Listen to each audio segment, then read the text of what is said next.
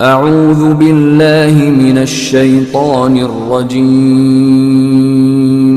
بسم اللہ الرحمن الرحیم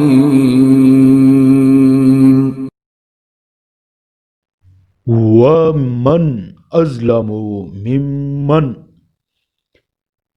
مَنَعَ مَسَاجِدَ اللَّهِ أَنْ يُذْكَرَ فِيهَا اسْمُهُ وَسَعَى فِي خَرَابِهَا أُولَئِكَ مَا كَانَ لَهُمْ أَنْ يَدْخُلُوهَا إِلَّا خائفین لہم فی الدنیا خزی ولہم فی آخرات عذاب عظیم۔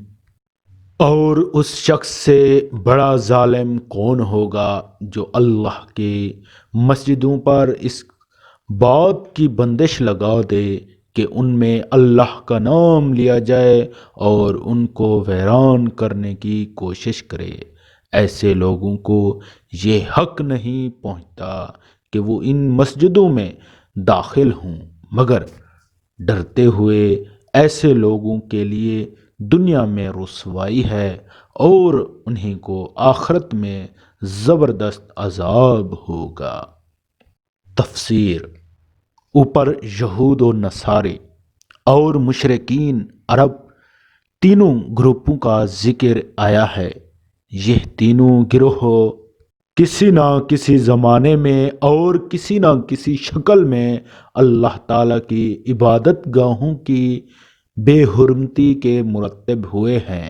مثلا عیسائیوں نے شاہ تیتوس کے زمانے میں بیت المقدس پر حملہ کر کے اسے تخت و تاراج کیا۔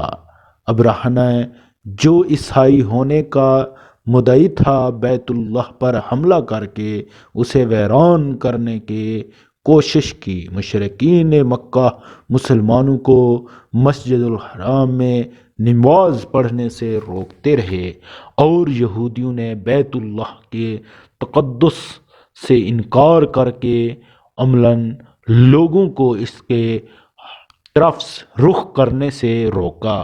قرآن کریم فرماتا ہے کہ ایک طرف ان میں سے ہر ایک کا دعویٰ یہ ہے کہ تنہا وہی جنت کا حقدار ہے، اور دوسری طرف ان کی حالت یہ ہے کہ وہ اللہ کی عبادت میں رکاوٹ ڈالنے یا عبادت گاہوں کو ویران کرنے کے در پہ رہے ہیں۔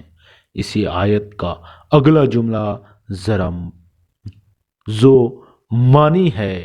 اس کا ظاہری مطلب یہ ہے کہ حق تو یہ تھا کہ لوگ اللہ کی مسجدوں میں اللہ کا خوف لے کر داخل ہوتے، نہ یہ متکبرانہ انداز میں انہیں ویران کریں یا لوگوں کو وہاں اللہ کی عبادت سے روکیں۔ لیکن ساتھ ہی یہ لطیف اشارہ بھی ہے، ہو سکتا ہے کہ عن قریب وہ وقت آنے والا ہے جب یہ متکبر لوگ جو اللہ کی مسجدوں سے لوگوں کو روک رہے ہیں، حق پرستوں کے سامنے ایسے مغلوب ہوں گے کہ انہیں خود ان کی جگہوں پر ڈر ڈر کے داخل ہونا پڑے گا۔ چنانچہ فتح مکہ کے موقع پر کفار مکہ کے ساتھ یہی صورت پیش آئی۔